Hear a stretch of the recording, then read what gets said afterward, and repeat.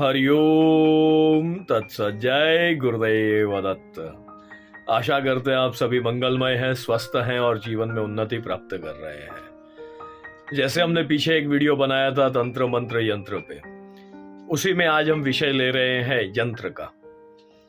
तो आप मेरे पीछे यहाँ पे देख सकते हैं कि ये एक यंत्र बना हुआ है। थोड़ा सा इसको हम जूम कर लेते हैं ताकि आप लोगों को स्पष्टीकरण मिल जाए।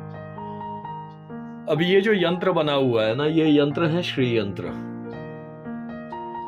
अब इसमें अगर आप ध्यान से देखेंगे ना, तो ये 4 प्रकार के यहाँ पे दरवाजे बने हुए हैं। तो ये 4 द्वार कहे गए हैं।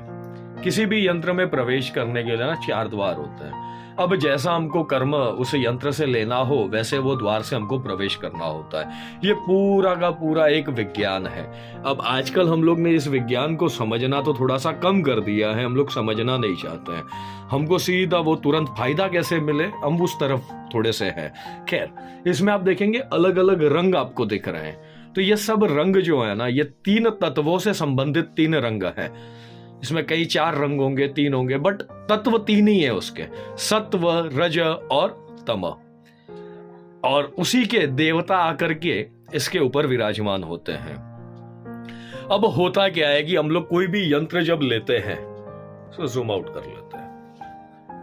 कोई भी यंत्र जब हम लेते हैं तो उस यंत्र के अंदर जब उसकी प्राण प्रतिष्ठा होती है, तो प्राण प्रतिष्ठा के पूर्व और प्राण प्रतिष्ठा के बाद दोनों ही समय में यंत्र का वजन लिया जाता है।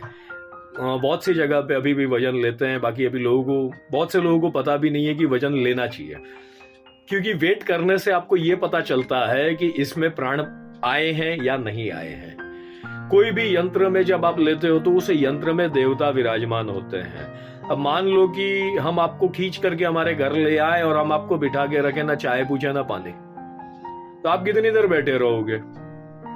तो उसी प्रकार यंत्र को जब आप लाते हो तो उस यंत्र की पूरी विधिवत अगर आप जानते हो और पूरी विधि के अनुसार उसका पूजन करते हो, अर्चन करते हो, उनका जो भी नैवेद्य, सभी यंत्रों का नैवेद्य अलग अलग है। तो जिसका जो नैवेद्य हो, जैसे हो, और जैसे उसका पूजन का पद्धति हो, समय काल भी सभी यंत्रों के अलग अलग हैं, क्योंकि अलग अलग देवताओं से संबंधित अलग अलग यंत्र होते हैं। अब जितना जानकारी आपके पास होगा, तब उसके अनुसार आप जब काम करोगे ना, तो आपको उसका एक फल प्राप्त होता है। अब होता क्या है कि हमको जानकारी तो कुछ होती नहीं है, हम लोग बस वो वैसे ही लेकर के आ जाते हैं। और जब हमारे जीवन में सब, वैसे तो ईश्वर ठीक ही रखते हैं, सबके जीवन में कोई वो नहीं है, और हमारा जो कर्म होता है वैसे हमको फल भी प्राप्त होते हैं। पर उन्नति और ये सब कामनाओं के अंतर्गत, ये सब काम्य प्रयोग के अंतर्गत हम लोग लाते हैं चीजों को। जब काम्य प्रयोग के भीतर हम लोग ये सब चीजें लाते हैं और जब इसके अनुसार हम लोग काम करते हैं, और अगर हमको उसकी जानकारी नहीं है, तो हम जो बेहतर है ना, उससे हम बदतर हो जाते हैं।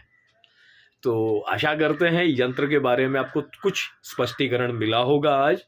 यंत्रों को काफी संभाल के काम यंत्र के साथ किया जाता है। अगले जो 2 वीडियोस हम बनाएंगे इसी विषय को आगे कंटिन्यू करते हुए, और वो होगा मंत्र और तंत्र। आशा करते हैं आप सभी जीवन में उन्नति करें और सभी का कल्याण हो। हरिओम तत्सत। जय गुरुदेव दत्त। शिवोम।